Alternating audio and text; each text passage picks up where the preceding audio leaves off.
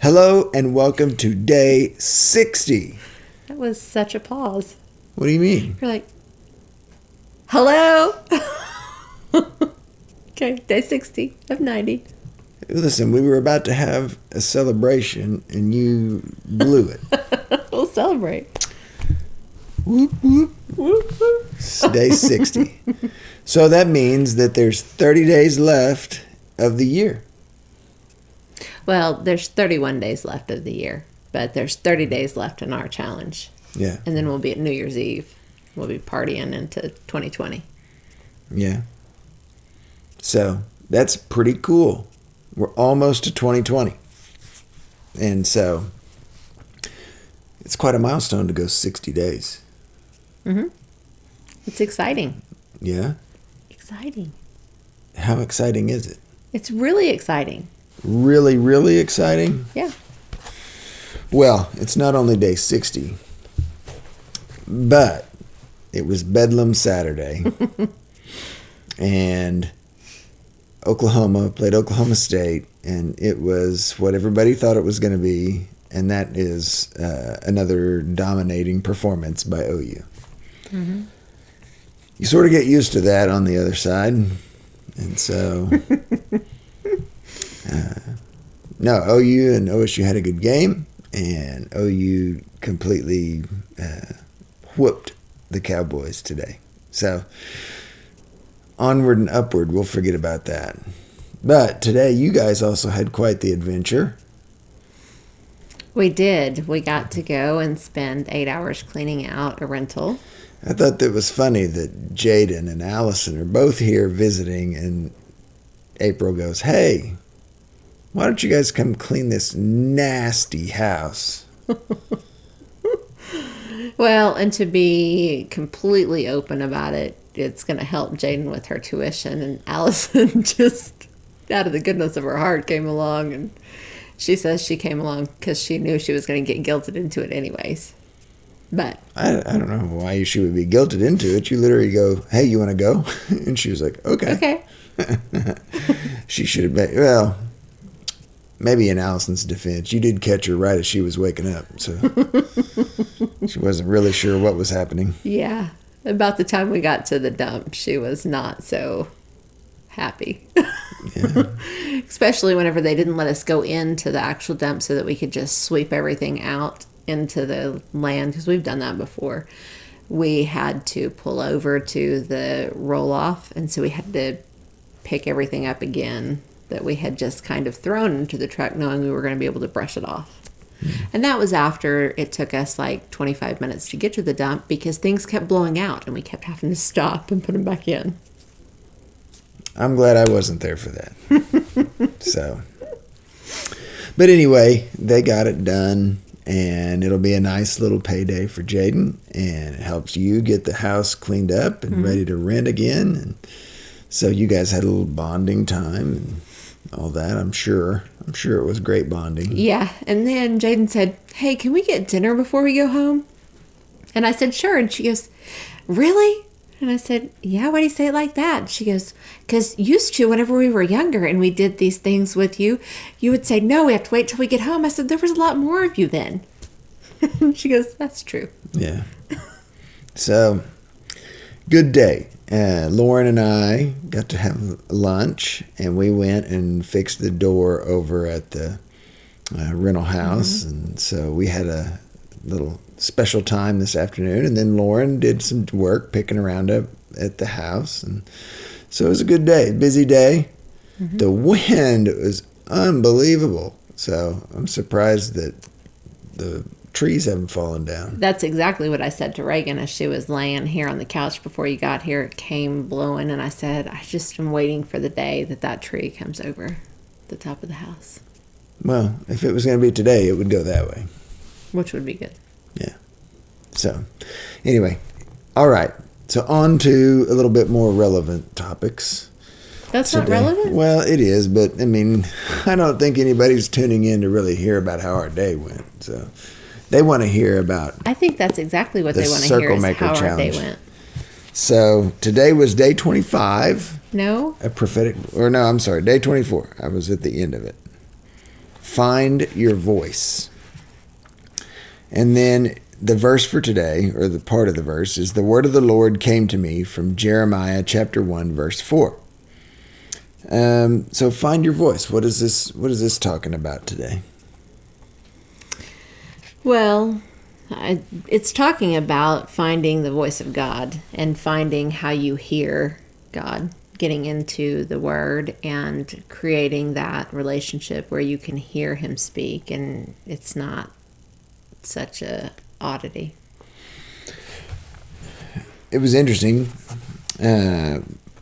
Mark talked about a prompting that he had at 19 when the Lord woke him up in the night, and it brought him back to Jeremiah. So in Jeremiah chapter 1, Jeremiah was talking about how he was so unqualified to be a leader, to be a prophet to the people, that it took some convincing for God to get him to step into it. And he said,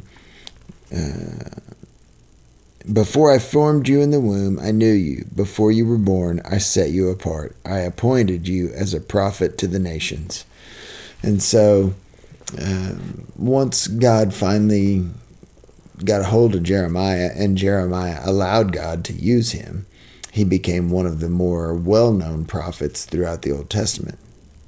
And so Mark talks about how he was confused by the to the nations part. He's never seen himself as a missionary, never really thought that he was leading people around the world to see who Jesus is.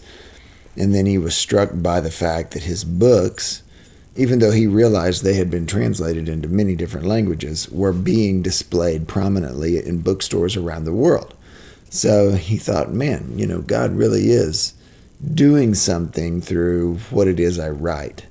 And so it was an encouragement to him to know that something that was prophetic to him at 19 was showing fruit as a grown man.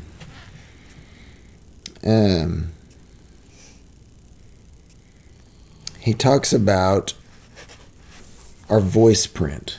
Mm-hmm. Do you know what a voice print is? Well, I would assume that it's kind of like you had today in the garage where you heard Steve talk and you go, I know that voice. Yeah. All of us have a voice print. Yeah. It's like a fingerprint. I mean, there's people, no two people sound the same. Yeah.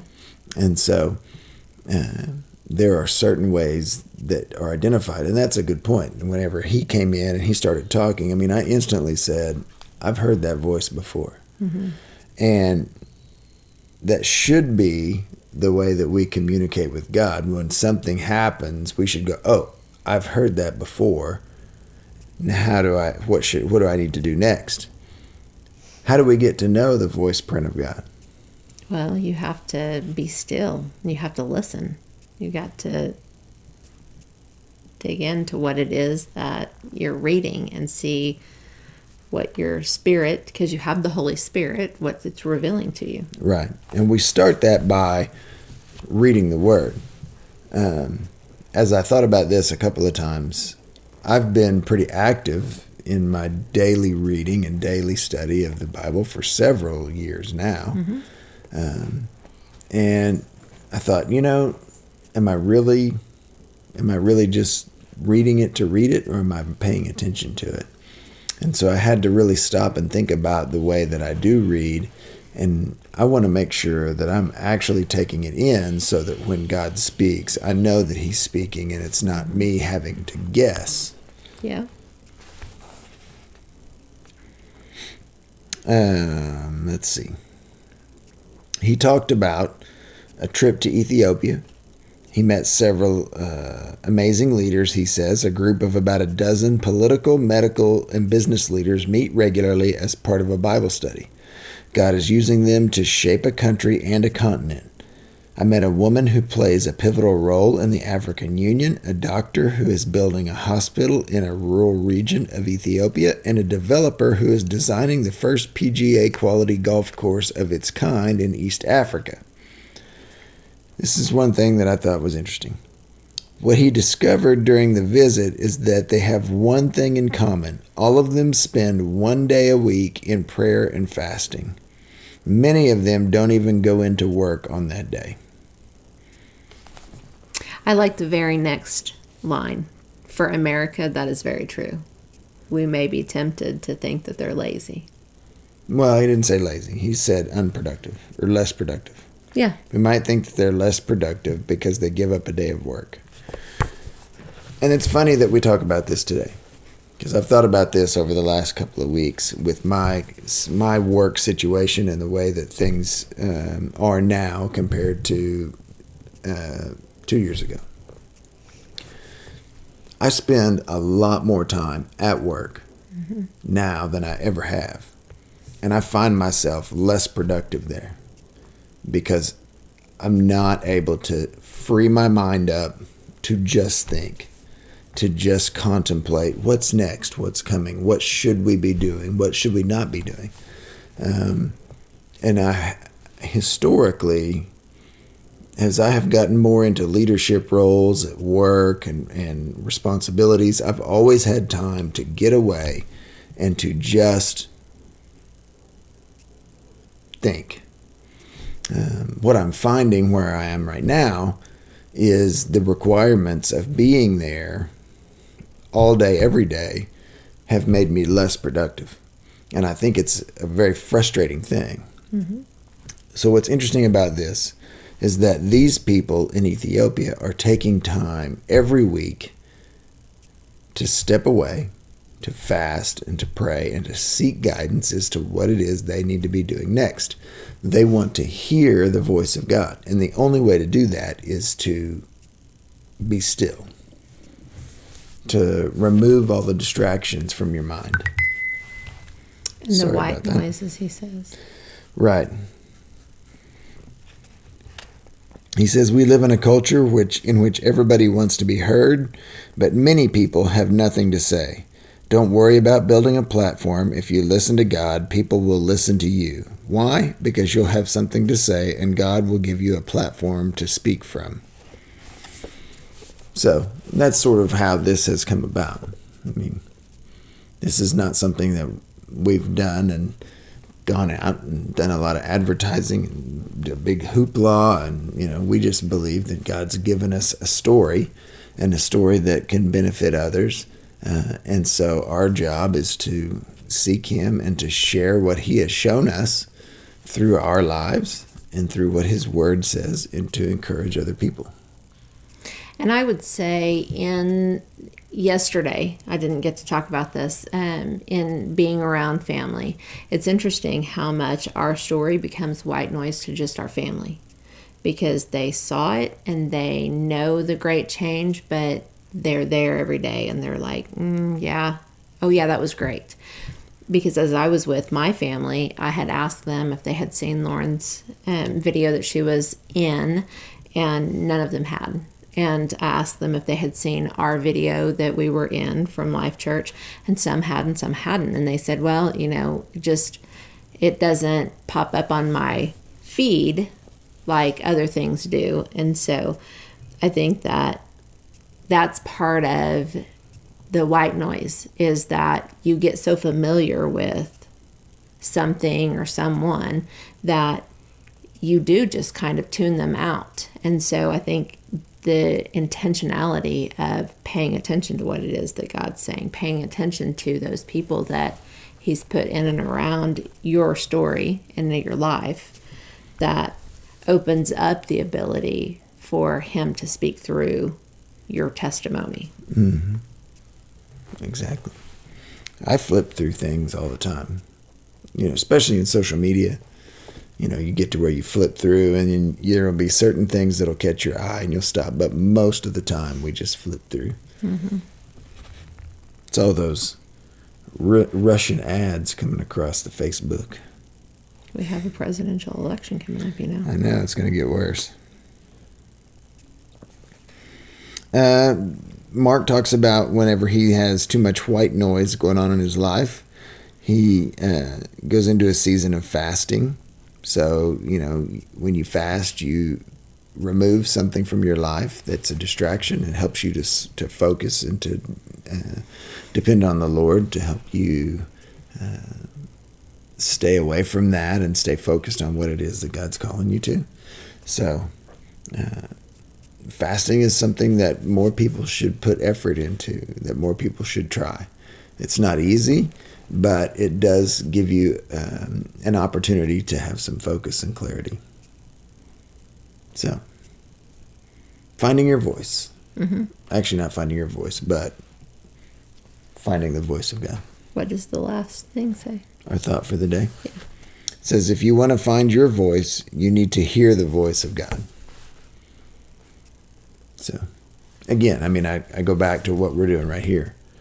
Mm-hmm. You know, you had this plan and this idea that God had given you, but he and I hadn't conversed about it yet. So I was a little bit slower to come around.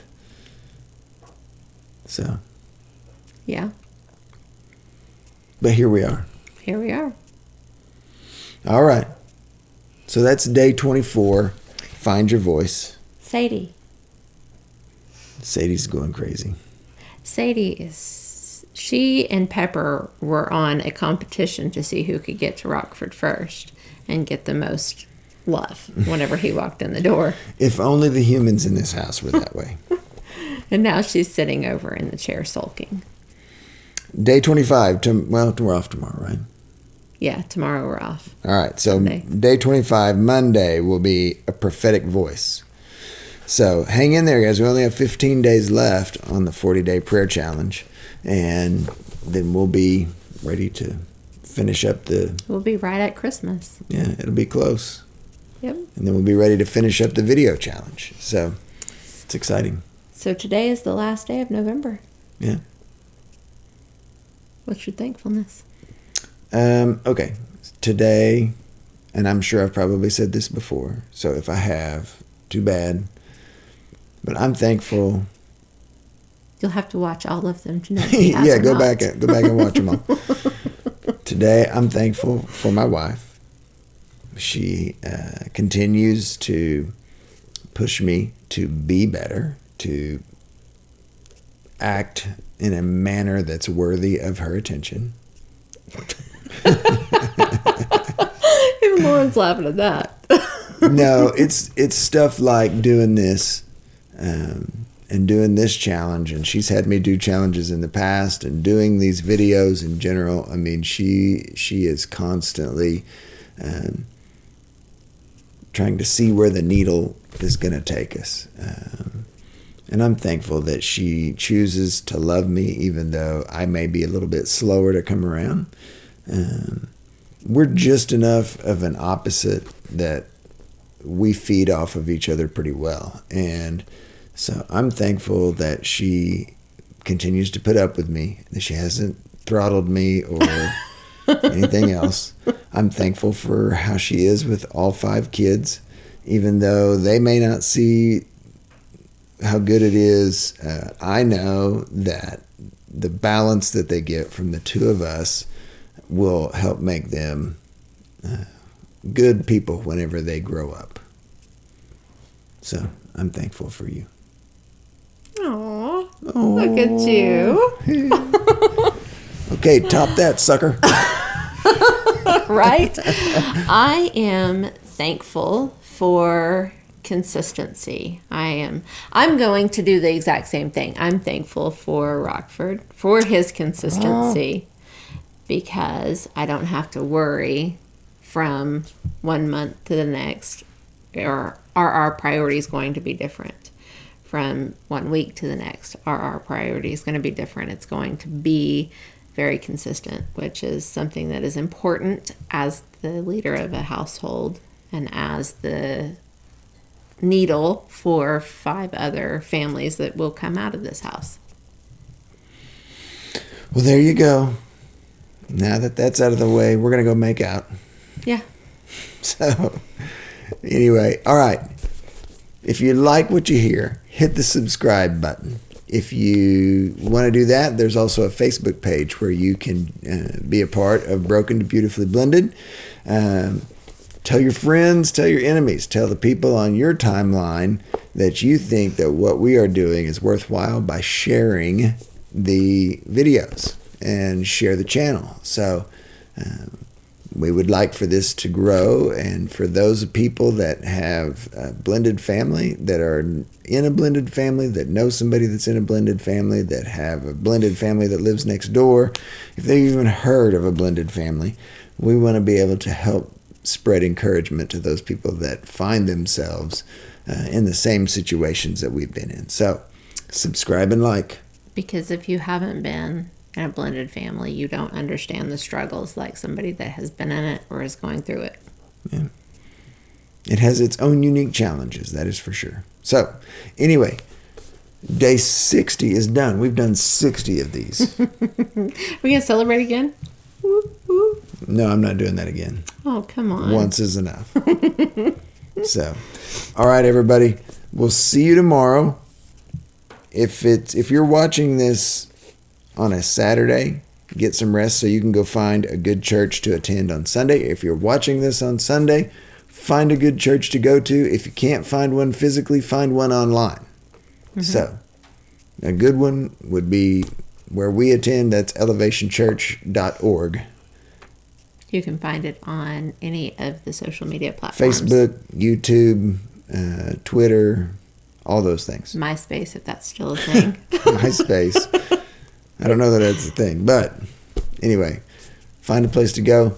Hug your family. Tell them you love them. We'll see you guys tomorrow on day 61. On December 1st. December 1st.